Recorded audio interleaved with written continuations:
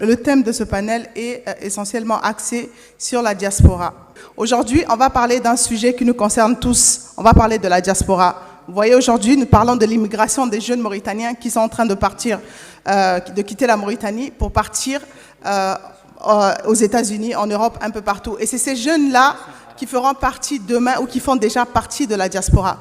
Donc moi, comme je fais partie des gens qui sont très très positif. Je trouve qu'il y a un grand mal à ce qu'il y ait autant de personnes qui quittent la Mauritanie pour rejoindre les États-Unis aujourd'hui par le chemin que vous connaissez. Mais je regarde aussi l'aspect positif de demain. Qu'est-ce que cette diaspora de demain pourra apporter à la Mauritanie? Et c'est ce pourquoi aujourd'hui je vais traiter de ce sujet avec les intervenants qui sont là. Donc je vais me représenter. Je suis Amina Habib.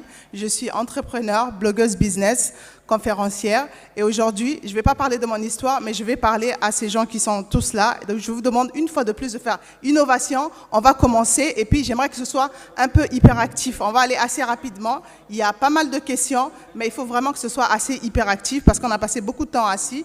J'aimerais que chacun de nous, en sortant de ce panel, puisse garder quelque chose en tête sur l'importance de la diaspora. Donc, je vais les laisser parler, et puis je vais vous donner quelques chiffres, si vous me le permettez. Donc, je vais déjà avancer quelques chiffres. Donc, je vais avancer quelques chiffres déjà. Donc, en termes de rapatriement de fonds aujourd'hui, la diaspora africaine et du Moyen-Orient, ça fait 64 milliards de dollars en 2023. Ce sont des sources Banque mondiale qui sont rapatriés, qui viennent des Mauritaniens, des Africains qui sont à l'étranger. Ils rapatrient énormément d'argent et cet argent fait vivre beaucoup de familles en Afrique. Et quand on parle de rapatriement de fonds, on parle aussi de développement, on parle des familles qui vivent grâce à ça, on parle aussi de l'importance sur le PIB. Je vais du Sénégal qui fait 9,1%, donc des rapatriements de la diaspora qui permettent au Sénégal d'avoir 9,1% de plus sur son PIB. On a le Maroc où ces rapatriements font 7,4% du PIB et on a le Nigeria qui est un grand pays, comme vous savez, 6,1% de son PIB provient essentiellement des rapatriements de sa diaspora. Donc, ce qui veut dire qu'aujourd'hui, tous les Mauritaniens qui partent, c'est vrai que le pays est saigné par la jeunesse, mais je peux vous dire que demain, s'ils arrivent à travailler, à rapatrier des fonds, ça pourra aussi être un atout pour le pays, ce pourquoi nous sommes là. Donc, je vais donner la parole à notre premier intervenant. Donc voilà, j'allais poser la question sur les pratiques et préférences d'investissement de la diaspora. Je vais quand même vous laisser nous parler un tout petit peu de vous et du travail que vous faites et après nous expliquer ce que vous pensez de la pratique d'investissement de la diaspora de manière générale. Bonjour à tous. Merci aux organisateurs de ce forum. Ça fait plaisir d'être ici à Nouakchott. Moi, c'est vrai que je fais partie de la diaspora, je suis un enfant de la diaspora. Malgré tout, je suis né à Nouakchott. Voilà, je suis né à Nouakchott un 5 juillet, il y a quelques années, donc aujourd'hui. Et je suis né au marché capital, mais j'ai quitté Nouakchott quand j'avais 1 mois. Et après, donc j'ai fait partie de cette diaspora à travers mes parents. Quand on parle de diaspora, il y a plusieurs types de diaspora. Il y a la diaspora donc, de mes parents, qui sont originaires du Guy-des-Maras, qui ont été travailler en France dans les années 60, qui ont fait venir leur famille dans le cadre du regroupement familial dans les années 74, par là, et qui ont fait des enfants, qui aujourd'hui sont de la première et deuxième génération. Quand on parle de diaspora, il y a aussi cette jeunesse estudiantine qui est partie faire des études. Certains étaient censés revenir, finalement sont restés là-bas. Certains sont revenus. Ça aussi, c'est une partie de la diaspora. Et on peut parler de la diaspora récente, qui sont les jeunes qui partent et dont vous entendez parler parfois dans des conditions chaotiques, avec son lot de décès à travers la mer ou à travers dans des situations un peu compliquées. Et donc on a tous ces profils de diaspora qui sont censés revenir ou en tout cas abonder dans le sens du pays d'origine. Madame, vous l'avez dit tout à l'heure sur la question des investissements et des retours des chiffres connus au sein des PIB, parce qu'il y a aussi tous les rapatriements informels, Informel, exactement. voilà, J'allais en parler, oui, dont on ne justement, parle c'est pas, important, parce que là on ouais. parle de 64 Milliards. milliards sur la Mauritanie, mais en réalité c'est Sur l'Afrique, beaucoup. Oui, le Moyen-Orient et l'Afrique. pour moi c'est beaucoup plus. Aujourd'hui, quand on regarde ne serait-ce qu'un pays voisin où la diaspora dans les chiffres connus, je parle pour le Mali que je connais assez bien, c'est 495 millions d'euros connus de rapatriement financier, qui est plus important que l'aide publique au développement de certains pays et de certains grands pays qu'on ne citera pas ici.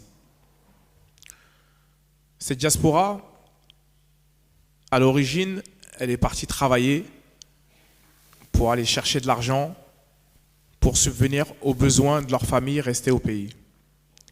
Cette diaspora, elle s'est substituée à l'État. Et c'est important. Pourquoi je reviens là-dessus?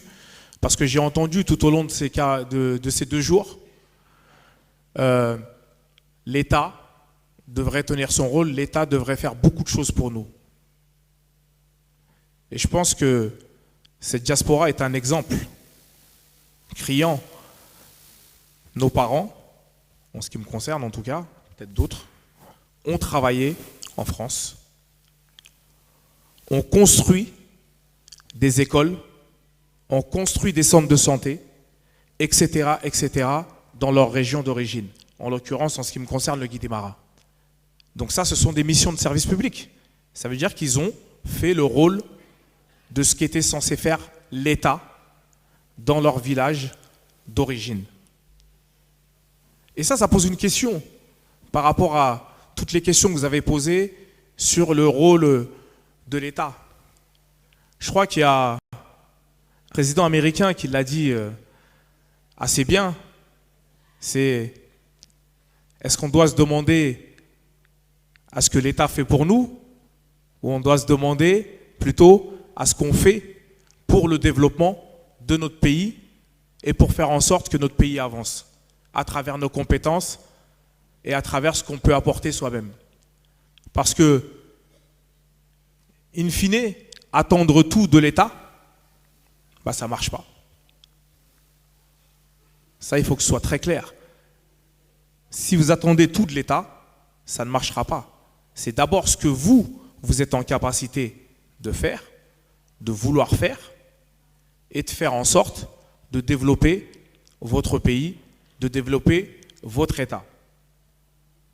Ça, c'est d'une importance capitale. Parce que si mes parents s'étaient dit, moi, l'argent que j'ai gagné au détriment de mes enfants sur place en France, je ne l'aurais pas investi, par exemple, moi mon père il est originaire d'Achéchagar, on n'aurait pas investi dans la caisse commune d'Achéchagar pour construire des écoles, pour construire des dispensaires, etc., ce serait l'hécatombe. Ce serait l'hécatombe.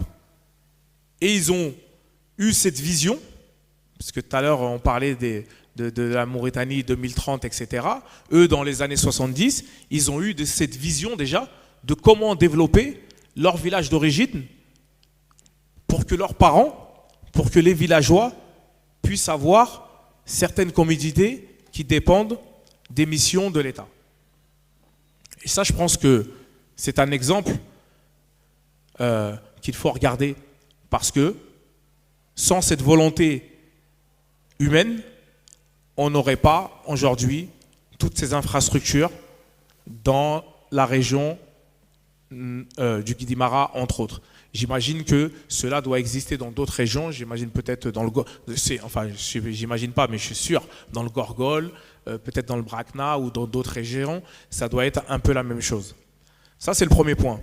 Le deuxième point, parce que je pourrais en dire des caisses là-dessus, c'est la diaspora et les jeunes de la diaspora qui souhaitent revenir dans leur pays d'origine.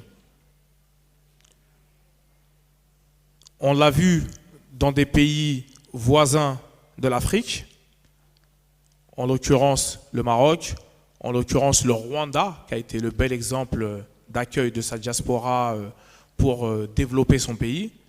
On le voit aujourd'hui au Sénégal, on le voit énormément en Côte d'Ivoire, etc., etc.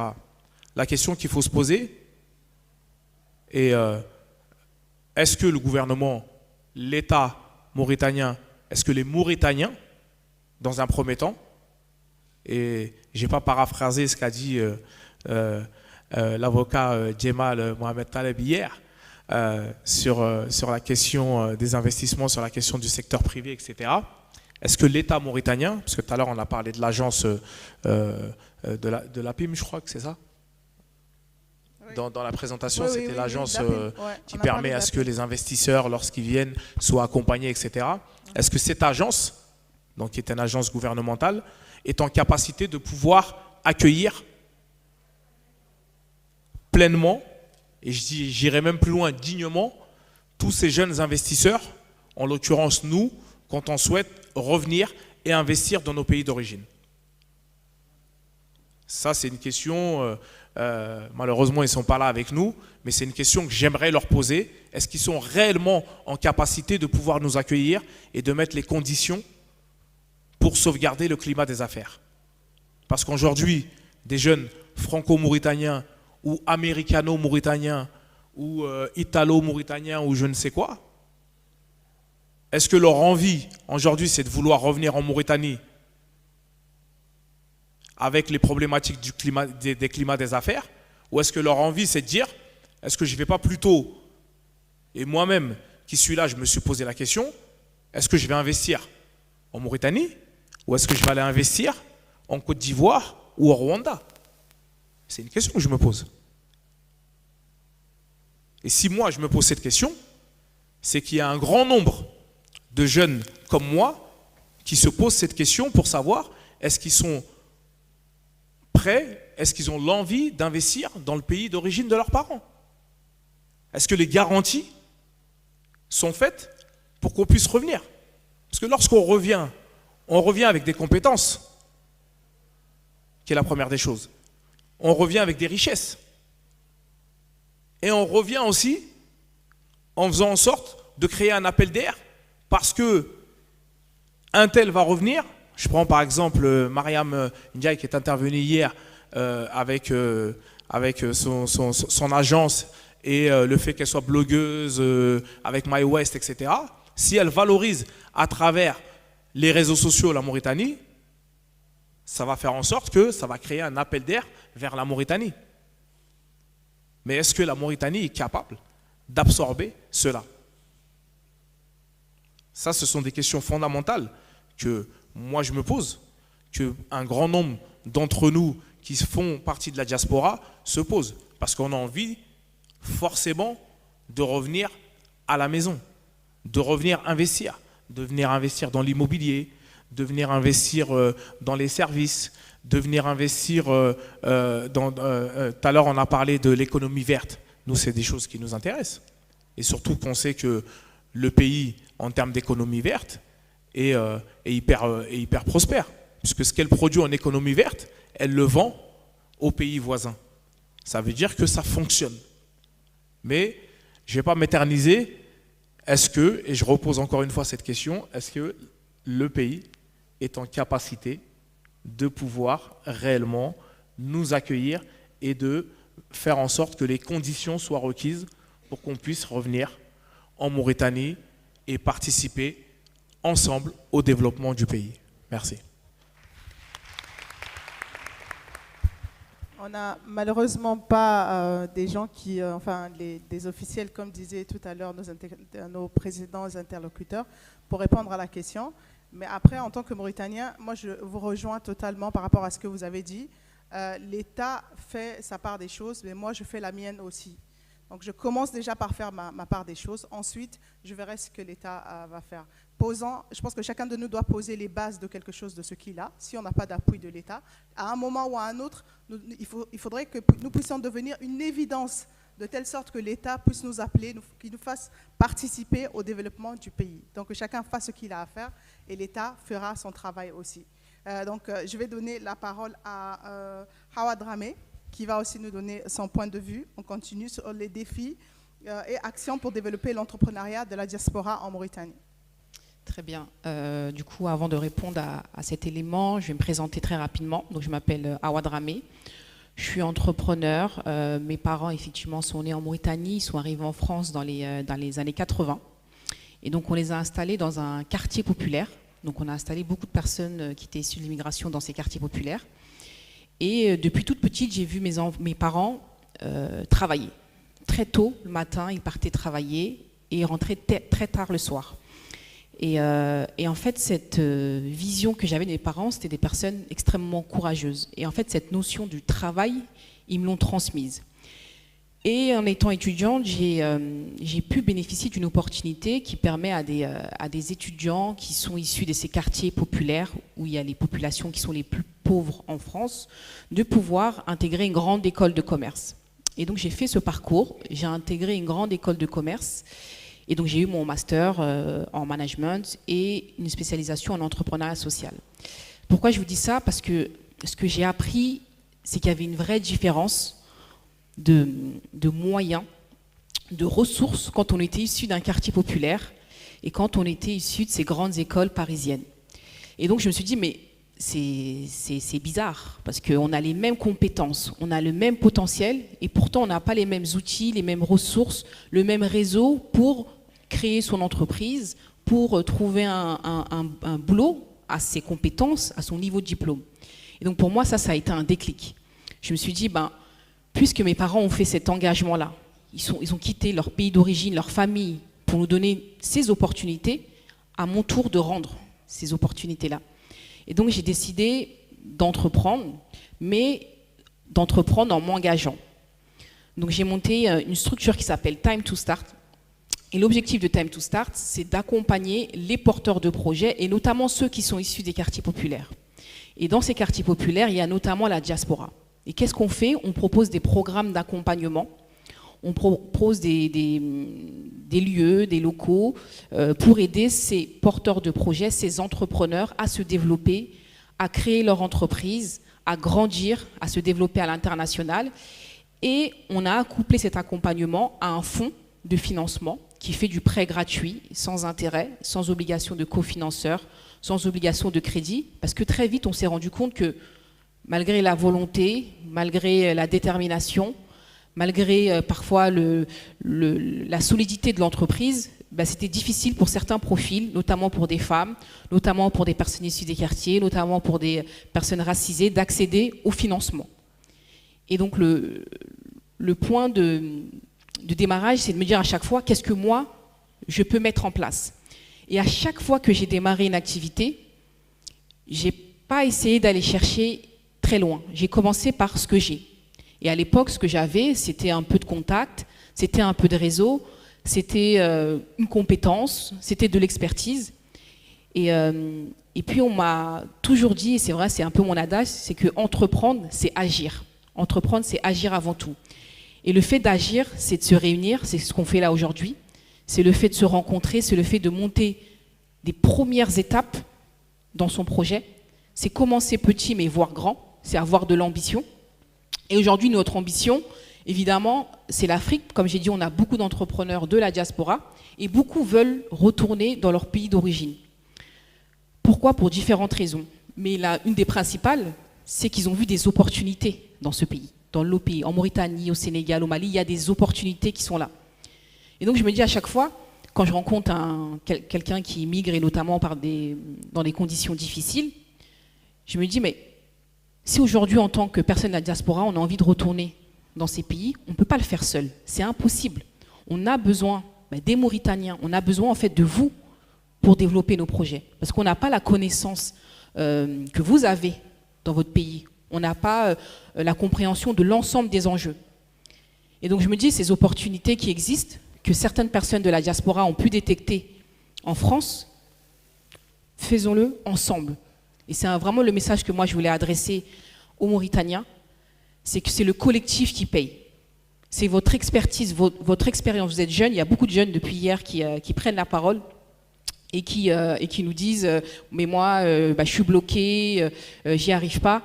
On sera malheureusement toujours bloqué, il y a toujours des freins. Moi, j'ai eu énormément de freins au démarrage. Comme j'ai dit, j'avais pas un seul financement. on n'avait pas de locaux, on n'avait pas d'argent pour payer les formateurs, mais j'ai commencé. Et avec cette petite action que j'ai pu faire, ben, j'ai montré et j'ai développé au fur et à mesure. Aujourd'hui, on a la chance, parce que c'est plus facile d'entreprendre aujourd'hui qu'il y a 10 ans, 15 ans, 20 ans. On peut, à travers WhatsApp, monter des projets ensemble. On peut, à travers les réseaux sociaux, se connecter. On peut commencer des projets. On a le digital qui nous offre vraiment des grosses opportunités. Nous, par exemple, on a développé pas mal de programmes via le digital. Donc on a développé pas mal de plateformes de formation, d'incubation. Et donc, du coup, on le fait toujours avec les moyens qu'on a. Et donc, comme j'ai dit, mon principal message, c'était si l'entrepreneur de la diaspora a détecté ces opportunités, vous devez être en capacité de les détecter aussi et de les faire.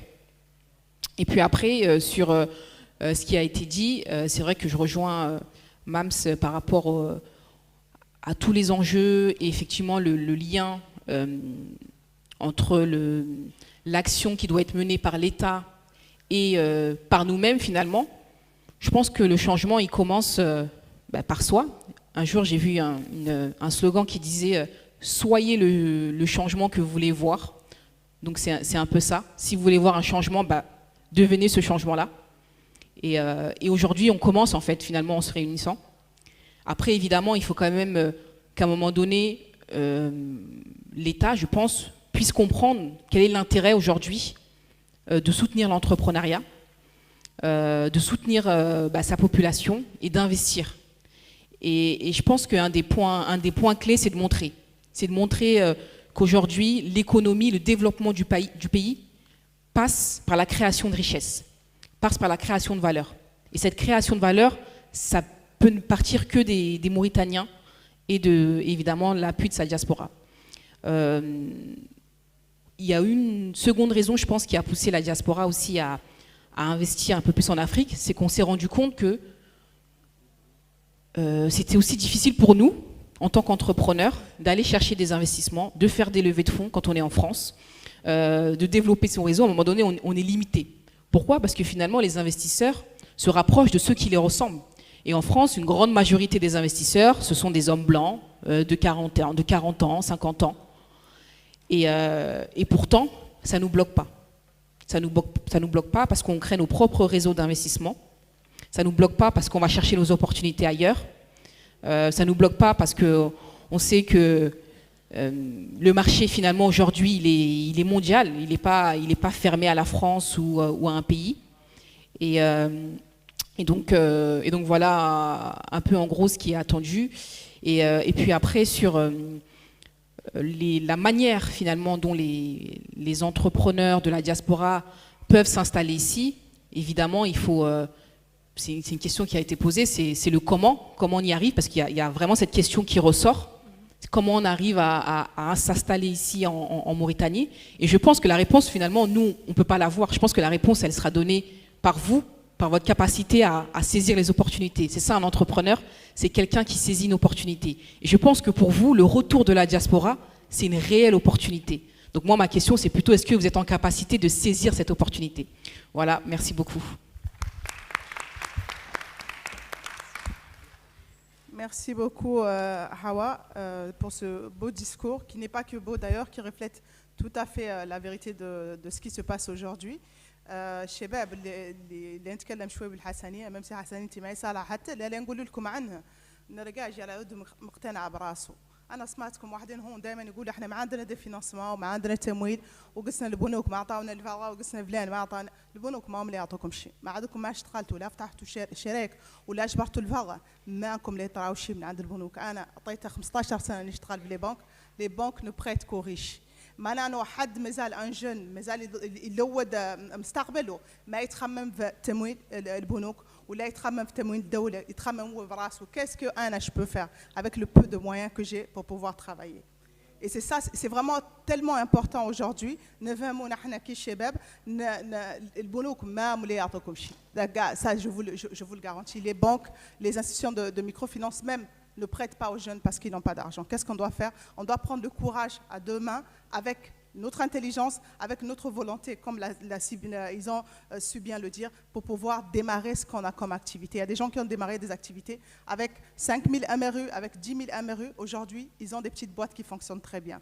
Je crois, j'ai confiance en moi, je crois en mon projet et ça va me donner la force de pouvoir évoluer. Par rapport à l'installation de la diaspora, malheureusement, je ne sais pas, je n'ai pas les réponses. J'espère qu'on pourra trouver les réponses après. Mais je sais quand même que si on a des Mauritaniens qui reviennent de l'étranger, qui s'installent, ça pourra être source d'opportunités pour la jeunesse aujourd'hui, qui est à la recherche de travail et surtout qui est à la recherche d'accompagnement, je voudrais dire.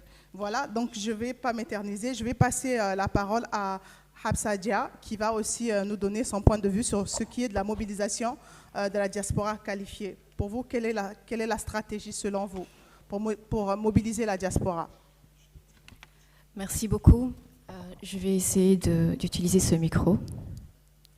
Bonjour à tous, merci de votre présence. Merci aux organisateurs de ce super événement qui est un très très important milestone pour nous les Mauritaniens. Je vais rapidement me présenter et puis rentrer dans le vif du sujet. Donc, je m'appelle Habsa Dia, je suis mauritanienne bien sûr, et je travaille dans une boîte qui s'appelle Balloon Assurance en tant que Chief Revenue Officer. Donc, je suis directrice du développement commercial, de trouver des nouvelles opportunités pour cette boîte-là, qui est dans l'InsurTech. Aujourd'hui, l'InsurTech, c'est une combinaison de l'assurance et des nouvelles technologies en utilisant l'intelligence artificielle et permettre de rendre l'assurance accessible sur des process qui sont 100% digital.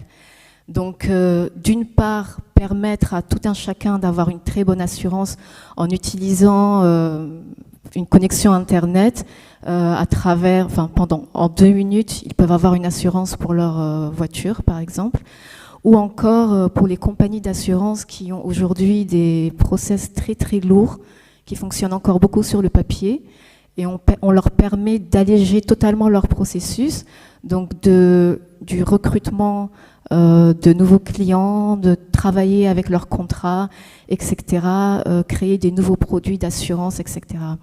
Aujourd'hui, juste une parenthèse sur ce secteur-là, où j'aurais jamais imaginé me retrouver, c'est que c'est extrêmement important de penser ce genre d'industrie, mais avec un mindset africain, parce que ce qui marche en Europe, ce qui marche aux États-Unis, ne fonctionne pas forcément ici.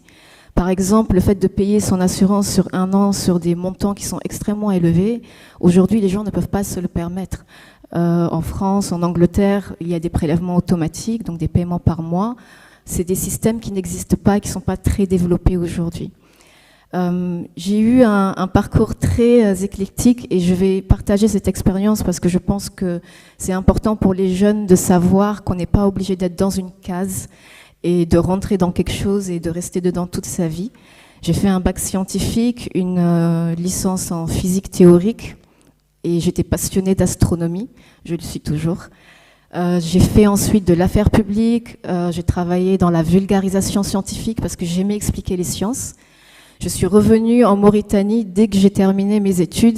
Je pense que j'ai dû prendre la fuite en même temps que mes sœurs. On est rapidement revenus au Bercail. Et je me souviendrai toujours de ce que mon père avait dit quand on a discuté pour faire le débriefing de toutes ces années. Il m'a dit, c'est bien, tu as tes diplômes, tu es revenu. Maintenant, il y a une autre éducation pour toi qui t'attend. Et j'ai compris cette phrase 1 an plus tard, quand j'ai vu d'autres revenir et dire certaines choses que je pensais avant et qui ont changé parce que je me suis reconnectée à mes racines, que j'avais jamais quittées, mais j'ai repris un pulse de qu'est-ce qui se passe réellement aujourd'hui dans ce pays-là, que même si on revient chaque année, même si on revient tous les 6 mois, c'est pas pareil. Et on a cette envie de redonner ce que ce pays nous a donné. Parce qu'on a beau dire, on ne s'est pas formé tout seul, on ne s'est pas créé tout seul, on n'est pas tombé du ciel et on s'est débrouillé tout seul. On vient de quelque part, on vient d'une famille, on vient de tradition.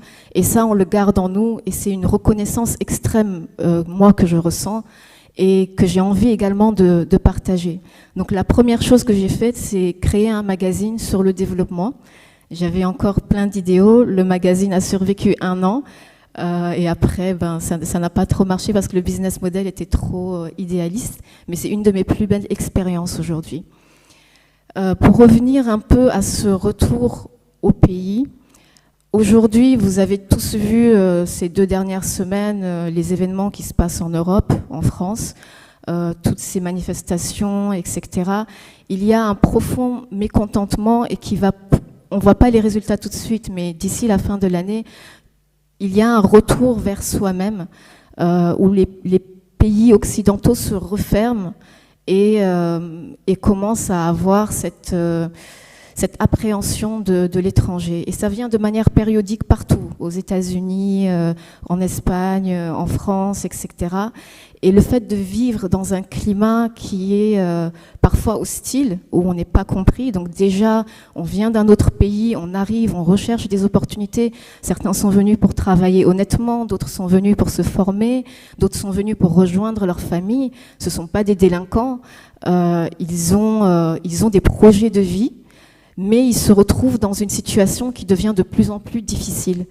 Ceux qui sont aujourd'hui en Europe, les Français, les Allemands, etc., ils n'ont pas particulièrement le choix de partir aussi facilement aujourd'hui que nous. Nous pouvons rentrer chez nous. Eux, ils vivent dans une crise qui est le résultat de décennies et de décennies de choix économiques que parfois on prend pour exemple alors qu'on ne devrait pas. On devrait prendre le meilleur de là-bas, voir ce qui se fait chez nous et l'adapter. Et aujourd'hui, chacun d'entre nous a des rêves, des aspirations, des espoirs. Quand on parle aux jeunes qui sont au primaire, certains veulent devenir pilotes, astronautes, médecins, ingénieurs. Moi, à l'époque, je voulais être astronaute. Et ces rêves-là ne sont pas si impossibles que cela. Je pense que la volonté, je ne sais plus qui en parlait tout à l'heure, mais la volonté, la détermination, la motivation, c'est extrêmement important. Mais pas nous seuls, c'est-à-dire nous et notre famille, notre environnement, sentir que ce pays nous pousse à, même si on va ailleurs, à revenir. Et j'ai constaté qu'avec la diaspora mauritanienne, revient toujours au pays. Comparé à des diasporas, par exemple, du Sénégal ou d'autres pays, du Congo, de Côte d'Ivoire, qui partent et qui restent un temps fou, et qui ne rentrent pas parce qu'après, ils ont même peur de revenir, parce qu'ils deviennent totalement déconnectés du pays. Et j'ai toujours constaté que nous, on veut rentrer, on veut apporter notre pierre à l'édifice. Et l'État, aujourd'hui, et on en parle depuis probablement hier, a un rôle vraiment essentiel, clé, stratégique à jouer.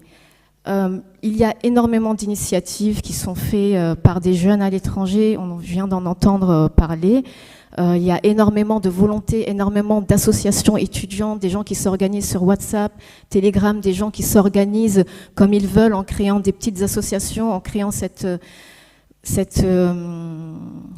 cohésion à l'extérieur de la Mauritanie, retrouver la Mauritanie à l'extérieur de la Mauritanie, et qui après ne savent pas vraiment comment concrétiser cela au pays. Et c'est là que pour moi, l'État doit jouer son rôle, il le fait, mais il faut aller beaucoup plus loin que ça. Aujourd'hui, lorsque quelqu'un revient en Mauritanie, il ne devrait pas hésiter à savoir où est-ce qu'il doit aller lorsqu'il a des projets à faire. Il devrait avoir un point de contact unique qui s'occupe de la diaspora. Je ne sais pas, on peut l'appeler le Haut Commissariat à la diaspora ou j'en sais rien, mais une entité forte, sponsorisée par l'État, qui est aussi, supervisée par un ministère et qui va permettre de donner tous ces outils-là à ces jeunes qui sont pleins d'ambition pour le pays. C'est un investissement colossal que de former tous ces jeunes-là ou d'avoir même formé leurs parents, de leur avoir permis d'aller ailleurs, d'avoir fait tout cet investissement pour qu'au final, que ce soit un headhunter qui va récupérer un Mauritanien et le placer dans une entreprise aux États-Unis, prendre un autre Mauritanien, le mettre au Canada, aux États-Unis, en France, parce qu'ils ont besoin de compétences. Aujourd'hui, les compétences sont rares. Et c'est pas pour rien qu'il y a des boîtes de headhunting qui poussent partout et les gens qui se font débaucher à gauche et à droite. La Mauritanie devrait être l'entité qui nous débauche où qu'on soit dans le monde.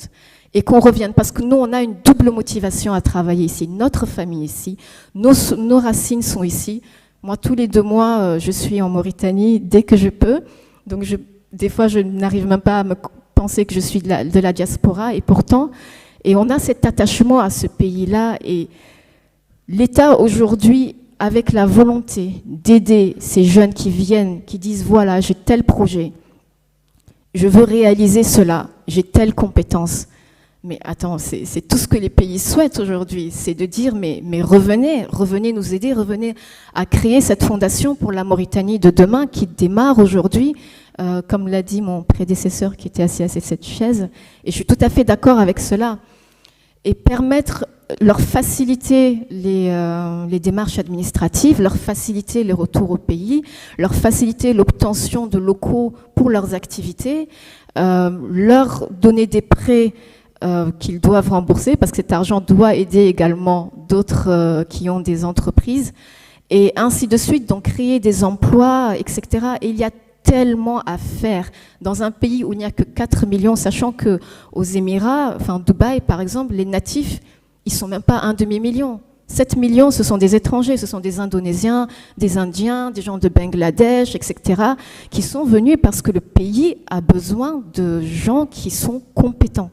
Et demain, j'en suis absolument persuadée, la Mauritanie, on dit qu'il n'y a pas d'emploi, etc., mais toutes ces ressources qu'on a vont être développées. C'est impossible que ça ne soit pas le cas.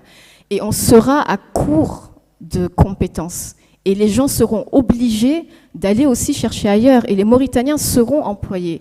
Donc moi, je dis, les jeunes, n'hésitez pas à prendre des risques et même à changer d'orientation s'il le faut. Moi, j'ai changé d'orientation 4 ou 5 fois, je ne sais même plus. À chaque fois que j'ai changé de job, j'ai changé de secteur et je n'ai pas eu peur de démarrer de zéro. Je suis restée en Mauritanie un certain temps et j'ai voulu travailler dans la tech, dans l'innovation. J'ai trouvé une opportunité à Dakar.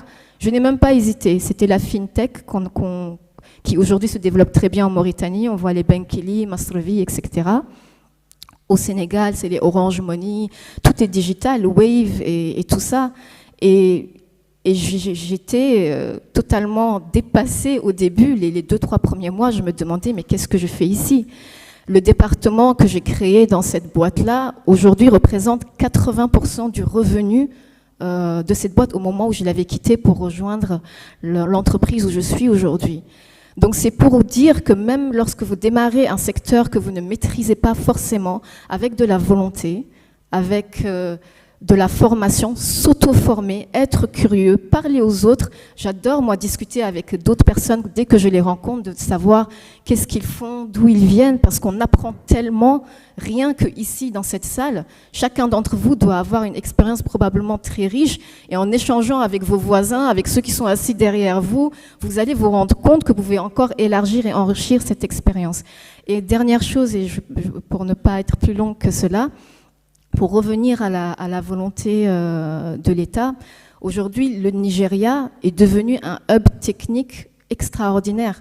En Inde, ce sont les ingénieurs indiens qui étaient à Microsoft, Google, Facebook, qui, en même temps qu'ils avaient ce travail-là, créaient des entreprises en Inde et participaient activement au développement et à l'innovation de l'Inde. Au Rwanda, le président Kagame est allé à la rencontre de la diaspora pour leur dire « mais de quoi avez-vous besoin ?» Il a créé un programme depuis 2014 qu'il appelle « Come and See ». Donc venez et regardez ce qui se passe. Pendant 3 semaines, des jeunes qui avaient peur de rentrer dans leur pays parce qu'ils ont même subi un traumatisme, découvrent qu'il y a énormément d'opportunités, énormément de choses à faire. Et quelques mois plus tard, ils rentrent au Rwanda, mais l'État les aide en leur donnant ce coup de pouce. comme les parents le font avec nous depuis qu'on est jeune. Ils nous donnent ce coup de pouce pour qu'ensuite on devienne indépendant, qu'ensuite on garantisse la prospérité de la famille, de la communauté, du pays. Le pays aujourd'hui a investi sur nous d'une manière ou d'une autre et nous on veut rendre cela non seulement à notre génération, mais à la génération du futur. Et comme ça, quand on aura la chance d'avoir nos petits-enfants et de boire le thé, on va aussi se plaindre de la jeunesse en disant que voilà, qu'est-ce que la jeunesse fait aujourd'hui? Nous, à l'époque, on a travaillé. Enfin bref, c'est tout ce que je nous souhaite. Merci encore pour votre attention et je passe la parole. Merci à vous, Habsa, pour ce beau discours aussi, adressé à la jeunesse et à tous les participants de ce forum. Donc, on va passer rapidement à Thierno Diallo, qui va nous parler des montages de dossiers. C'est bon, ok. Voilà, donc merci pour ce beau discours, je disais, qui parle à la jeunesse et à tous les participants qui sont là aujourd'hui. Et on va passer rapidement à Thierno Diallo, qui va nous parler, ce qui est sa spécialité aussi, des montages de projets conjoints, de la diaspora et des entrepreneurs locaux. Moi, j'aimerais avoir, de manière générale, Thierno, ce que tu penses en tout cas de la diaspora et de l'apport sur l'entrepreneuriat local. Voilà, merci à toi. Merci beaucoup, Amina Habib, mon binôme. Je commencerai d'abord par dire une personne doit penser sa vie comme entreprendre sa vie. Et pour cela, il y a 4 points cardinaux que l'homme ou la femme doit avoir, à savoir les 4 savoirs. Le savoir, la formation, le savoir-faire, l'expérience, les compétences, le savoir-être, l'intelligence émotionnelle, l'intelligence qu'on doit avoir avec les autres personnes, l'interaction qu'on doit avoir avec les autres personnes, et le savoir-devenir. Comment on se voit dans les prochaines années, dans 5 ans, dans 10 ans. Et ça, c'est on appelle à la jeunesse, pensez toujours ces 4 savoirs. Qu'est-ce que je dois apprendre? Quelles sont les expériences professionnelles que je dois avoir? Qu'est-ce que je veux devenir? Et comment je vais développer mes compétences émotionnelles, comment je dois interagir avec mon environnement, avec mon écosystème. Et merci Amina de m'avoir introduit ainsi quand vous m'avez appelé. Effectivement, la première chose que j'ai faite quand je suis arrivé en Mauritanie, avant de me présenter, c'est de dire, ça fait 5 ans que j'ai essayé de faire des allers-retours pour voir quelles sont les opportunités d'investissement en Mauritanie. Et la première chose que j'ai remarqué, quelque chose de très criant, et merci Habsa, c'est les compétences, les ressources humaines. La première ressource d'une entreprise, la première ressource d'un pays, c'est le capital humain, c'est le capital financier. J'accompagne beaucoup de jeunes ou des startups, souvent on manque de financement. On n'arrive pas à trouver des financements. Ce que je leur ai dit, mais la première ressource d'une entreprise, c'est les ressources humaines. Allez chercher d'abord des compétences et après les financements viendront. Donc si vous avez un très bon projet et que vous n'avez pas des personnes compétentes pour vous accompagner, vous n'allez pas réussir. Parce que ces personnes, si elles ne sont pas compétentes, elles ne pourront pas fructifier l'investissement que vous avez mis dans votre entreprise. Et donc, quand je suis arrivé, il manquait ces compétences pour m'accompagner. Et donc, je me suis dit, il faut que je trouve un copilote. Il faut que je trouve des personnes qui peuvent m'accompagner, qu'on ait la même vision pour développer l'entreprise qu'on veut mettre en place. Donc, la première chose à faire, c'est trouver quelles sont les compétences nécessaires qui peuvent vous accompagner à créer votre entreprise. Et j'appelle cela de l'intelligence collective. Donc, je me présente, je m'appelle Diallo Thierno. Donc, je suis formateur et coach en entrepreneuriat. Ça fait 20 ans, plus de 20 ans que je suis à l'extérieur du pays. Je réside au Grand-Duché de Luxembourg. C'est un petit pays, c'est l'exemple même de ce que je viens de dire. C'est un petit pays qui n'a pas de ressources, ni minières, ni halieutiques, ni rien d'autre. n'a que des ressources humaines. C'est un pays parmi les plus riches au monde. Il ne fait qu'appeler les compétences venant du monde entier pour pouvoir développer son pays et avoir des retours sur investissement qui redistribue à sa population. Tous les frontaliers, les Français, les Belges, les Allemands, viennent travailler au Luxembourg. Ils viennent vendre leurs compétences au Luxembourg. Ce que mes prédécesseurs ont parlé la dernière fois, le premier panel, c'était on a des ressources minières, mais on n'a pas de compétences. Qu'est-ce qu'il faut faire? Je pose la question. Est-ce que c'est à la base qu'il faut déjà créer des compétences, disons des centres de formation professionnelle pour pouvoir répondre à la demande de ces multinationales? Ou est-ce qu'il faut aller chercher des compétences ailleurs pour pouvoir combler le vide? Et ces compétences existent. Il y a des Mauritaniens qui sont à l'extérieur du pays, de la diaspora, qui ont des compétences, qui peuvent venir travailler avec les multinationales ici en Mauritanie. Il y a aussi des Mauritaniens qui sont à l'extérieur, qui veulent investir en Mauritanie. Et donc, la question est comment faire en telle sorte que les entrepreneurs ou les potentiels entrepreneurs qui sont de la diaspora, comment les inciter à venir investir en Mauritanie et avec des entrepreneurs mauritaniens.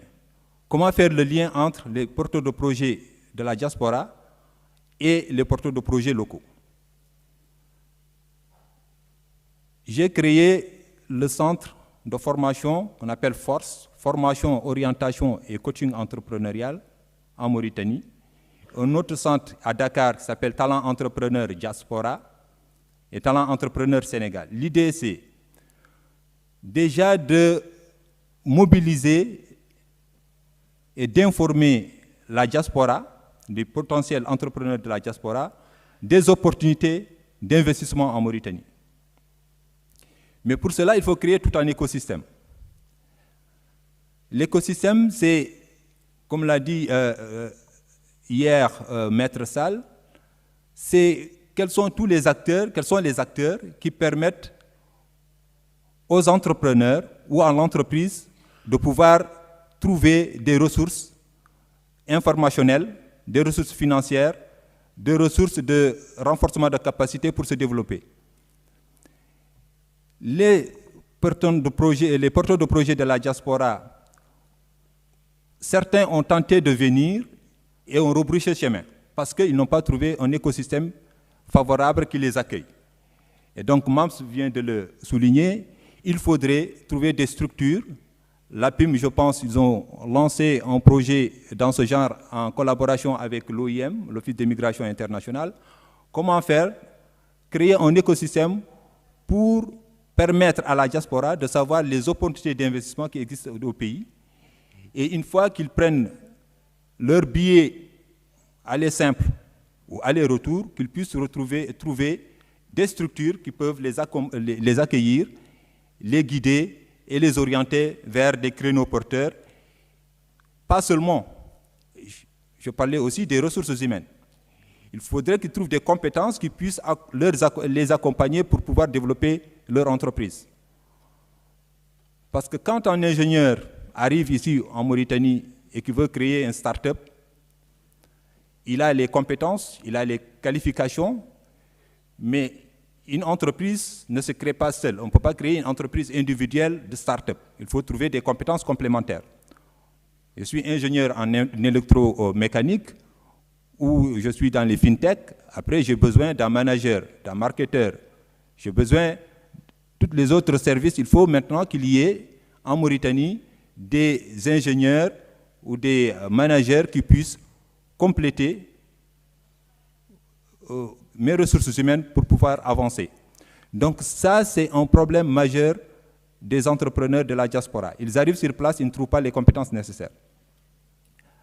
Nous, on est là peut-être pour trouver des solutions. La solution, c'est quoi?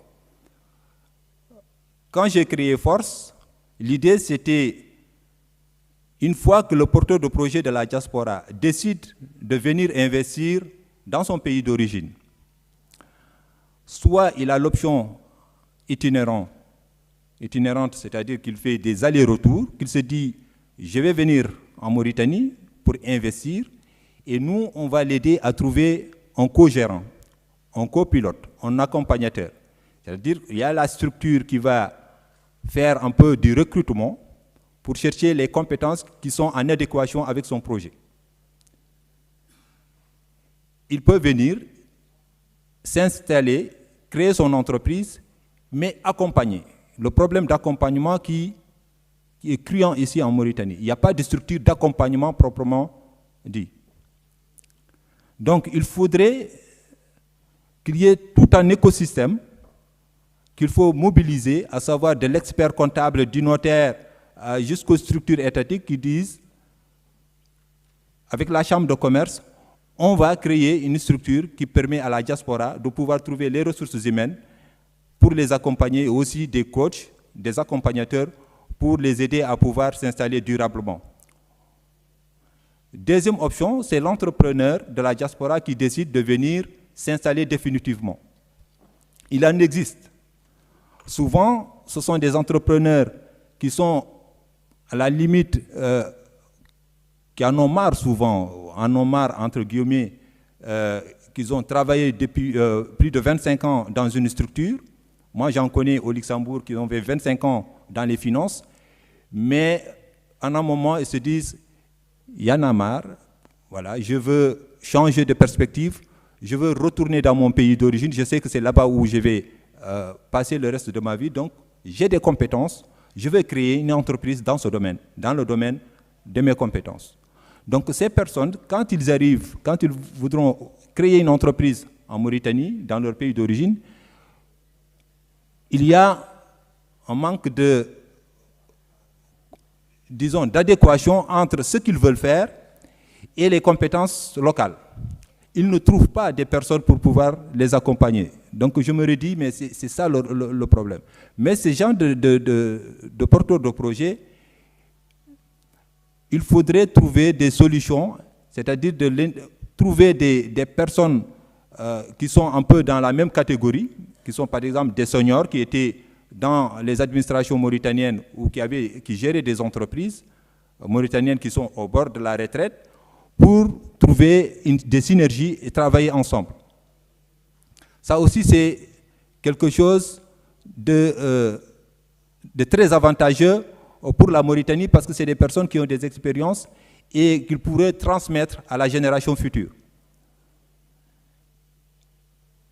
Troisième volet de ce que je vais dire, c'est à partir de la jeunesse mauritanienne. De la jeunesse mauritanienne qui veut venir en Europe, qui veut venir au Luxembourg par exemple. Il y a des structures, ce n'est pas des structures d'accueil, mais des structures qui leur permettraient de trouver des expériences très limitées dans leur domaine d'activité, mais l'idée c'est qu'ils puissent revenir dans leur pays d'origine. Parce que l'expérience qu'ils vont acquérir là-bas leur permettrait de venir, de nouer déjà des contacts au niveau du pays, au niveau du pays d'adoption ou du niveau du pays d'accueil, par exemple le Luxembourg.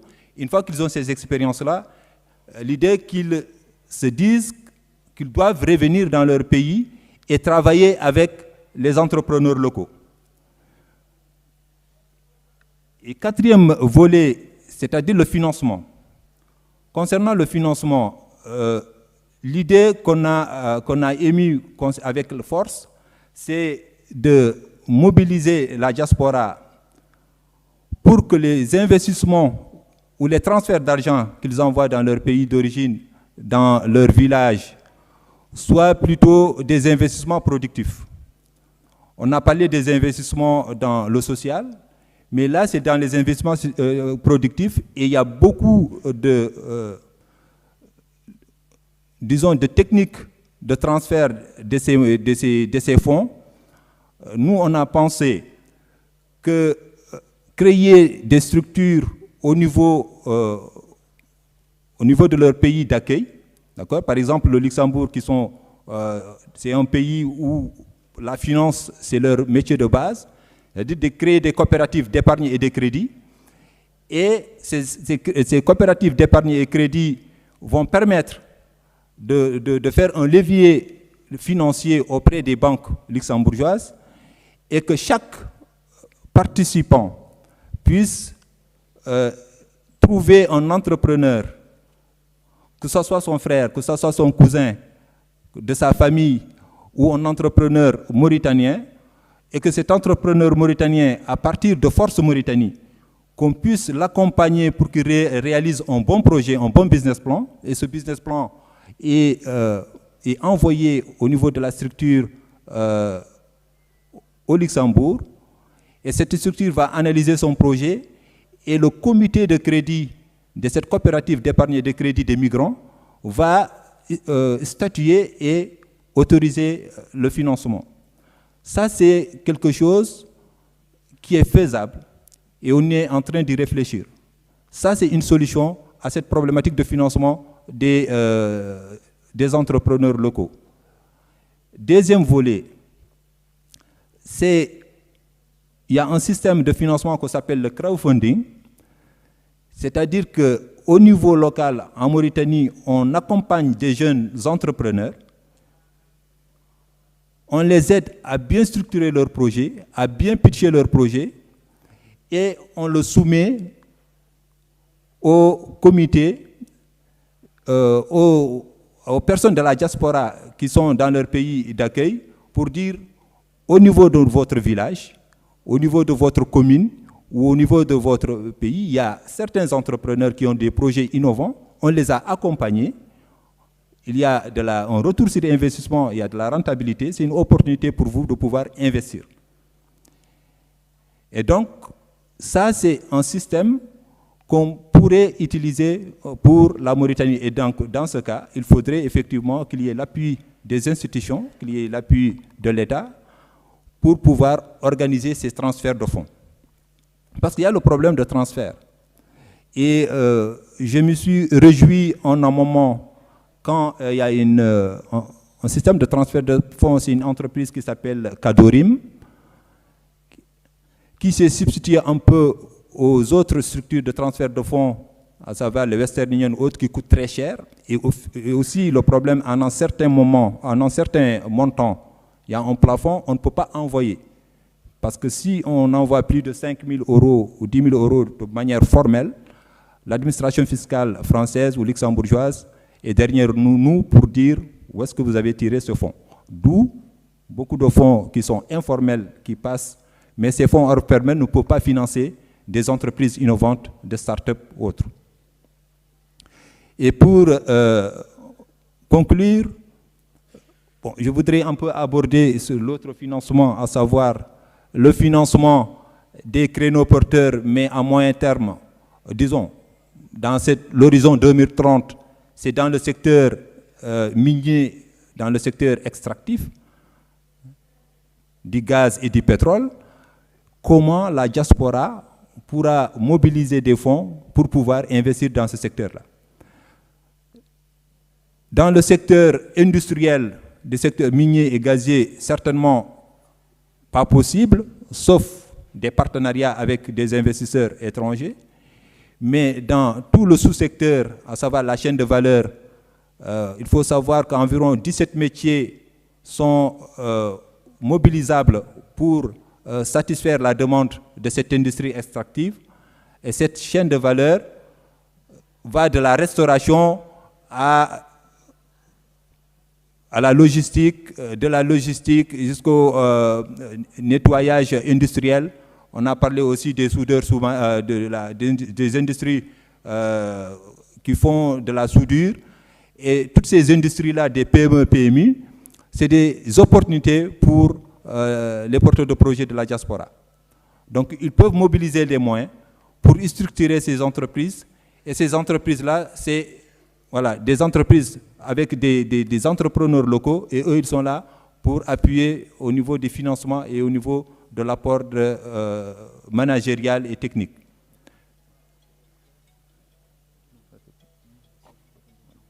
Okay. J'ai été très long, je sais, c'est ma passion. Je vous remercie de votre attention et s'il y a d'autres questions, je suis là à votre disposition. Merci beaucoup. Merci Thierno. Nous allons devoir passer la parole à Maimouna Sidibé, que je n'ai pas eu l'occasion de présenter parce que je me suis un peu embrouillée dans les feuilles.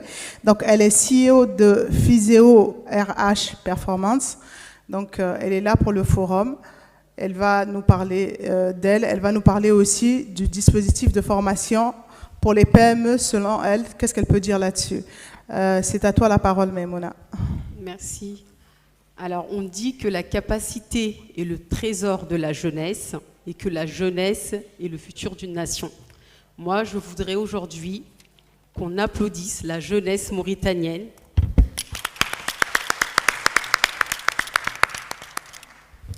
Alors, je suis Soso Bamba, la co-organisatrice de ce forum, Viséo RH, et je suis justement fondatrice de Viséo RH. Quand on a eu l'idée d'organiser ce forum, je n'ai pas hésité à contacter les Mauritaniens sur place parce que je pense que de travailler ensemble, c'est très intéressant. De s'unir, de réunir nos forces, c'est ce qui nous permettra d'avancer ensemble. Je vois Néné Kane qui est là, que j'ai contacté en 2018 ou en 2019.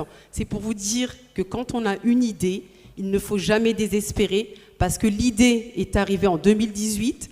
Je suis venue en 2019 pour prospecter, pour rencontrer et j'ai eu la chance de trouver des personnes ici en Mauritanie qui ont cru en moi, qui ont essayé de m'appuyer, de me mettre en contact avec le réseau et c'est toujours aussi comme ça qu'on avance ensemble. Donc aujourd'hui, ce forum, il est co-organisé avec Financial Afrique. Donc c'est un événement justement qui nous permet de travailler ensemble sur toutes les problématiques qui ont été abordées. Je travaille essentiellement dans le domaine de la formation, du développement des compétences, mais également de toutes les solutions RH et tout ce qui est lié à l'insertion de la jeunesse mauritanienne. Si je suis là aujourd'hui, c'est parce que je crois à la force, au collectif.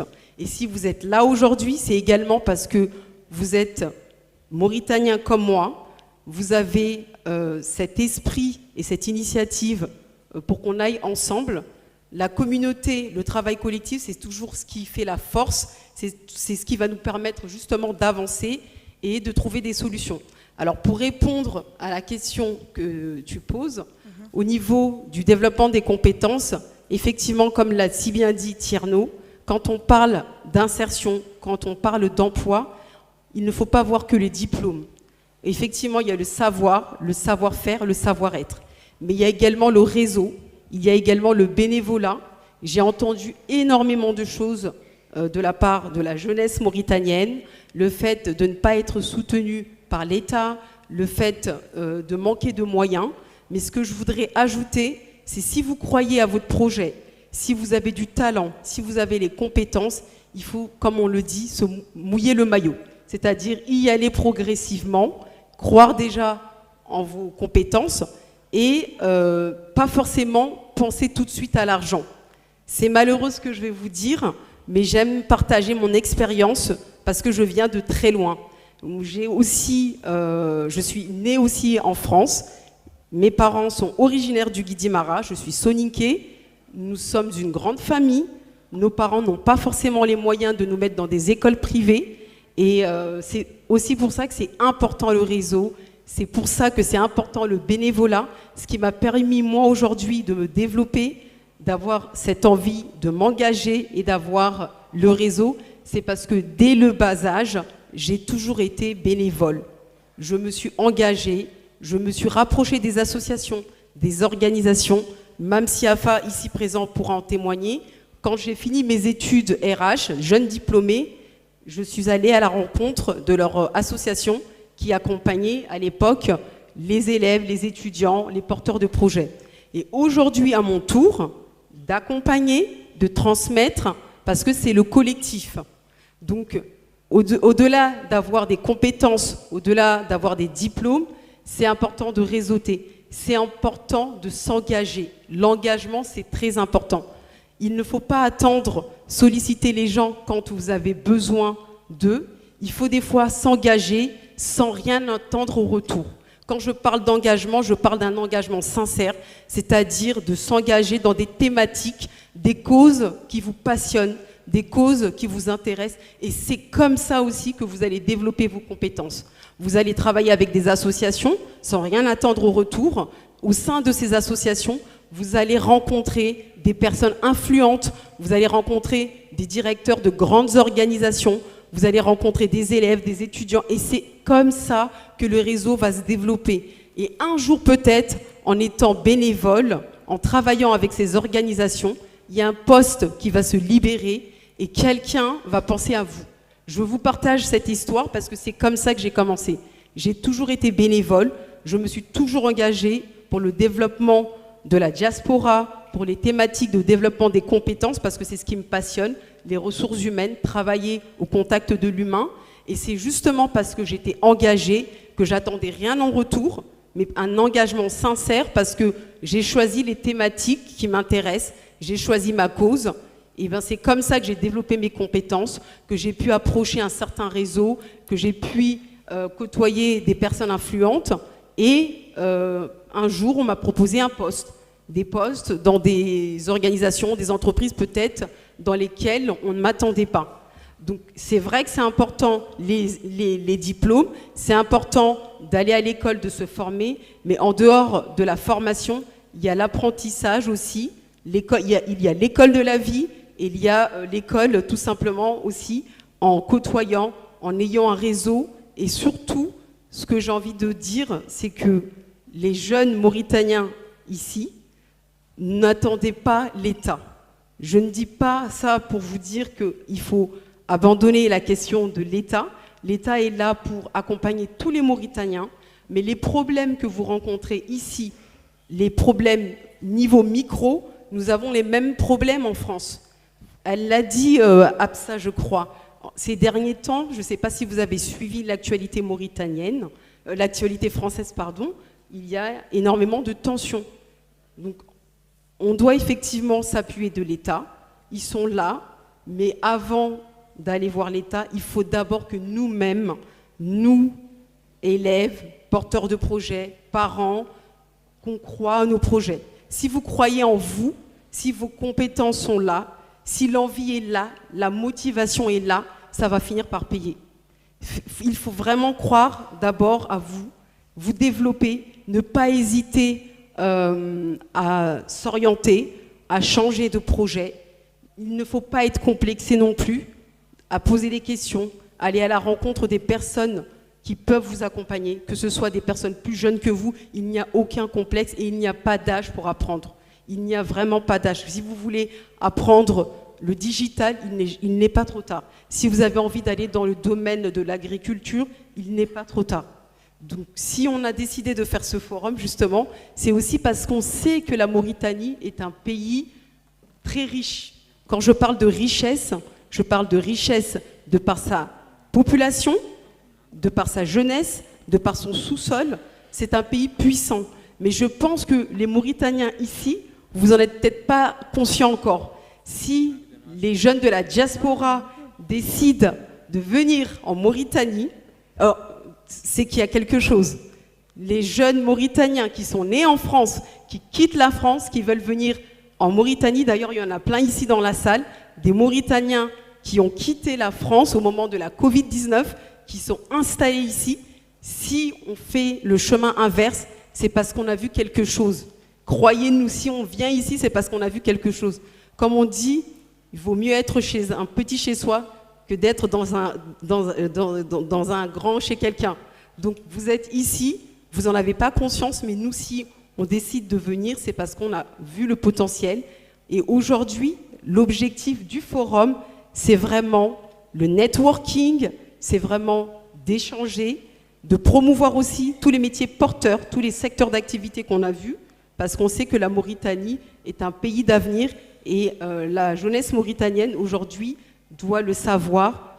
On a des difficultés, on n'est pas parfait, Dans tous les pays, vous avez les mêmes problèmes. Maintenant, si on nous ferme les portes, on va passer par la fenêtre. C'est tout ce que je voulais dire.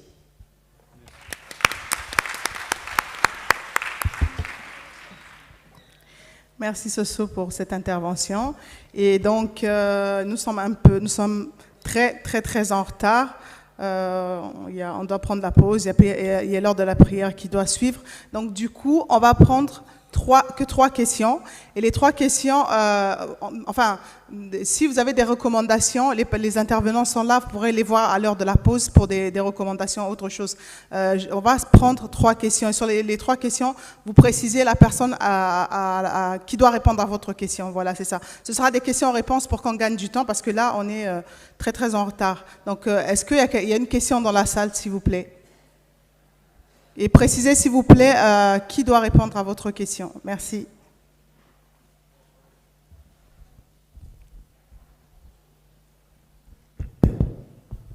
Bonjour tout le monde. Moi, j'avais juste une question pour tous les 5 panélistes, en fait.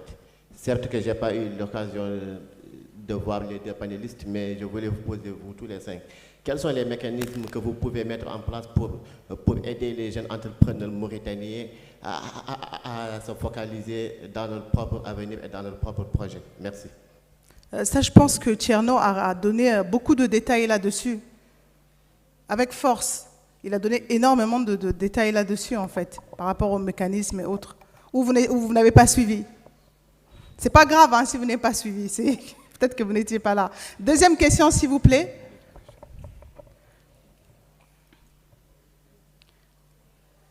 Tcherno sera avec nous à l'heure de la pause. Donc, et puis, il est très ouvert. Il y a son stand qui est là aussi pour toutes les questions. Ok, moi, ce que je voulais juste dire, c'est que les jeunes, d'une manière générale, n'attendent pas souvent l'État. Mais aussi, il faut les infrastructures. Et les jeunes ne peuvent pas mettre en place les infrastructures. Donc, c'est l'État qui doit mettre en place les infrastructures. La motivation, c'est vrai, ça existe. C'est pas fini, hein. On n'a pas encore décidé de l'heure de la pause. On prend juste 2 questions et puis on prend la pause. Ça se voit que vraiment ça a été lent. D'accord. Ok, donc comme je disais, la motivation, nous savons qu'on est en face de 2 catégories de jeunes, certains motivés et d'autres non. Mais aussi, il y a un problème qui se pose, un problème de décentralisation. Parce que si on regarde au niveau de la Mauritanie, tout est centralisé à Nouakchott. Et à l'intérieur, il y a peu d'infrastructures, il y a peu de centres de formation, il y a peu d'accès à certaines choses et il y a peu d'accès à certaines informations au niveau de l'intérieur. Et c'est ça qui pose un problème. Et quand on regarde d'une manière générale, les jeunes qui optent pour la migration... En fait, ce n'est pas une question, là, c'est une recommandation. Donc, je pense qu'on va arrêter parce que là, les gens sont pressés pour aller en pause et sûrement pour l'heure de la prière. Donc, merci à tous ceux qui ont suivi et merci à nos intervenants. Donc, je pense que vous avez beaucoup de questions qui vous attendent à l'extérieur. Donc, on va tous aller en pause et rejoindre les participants. Merci encore.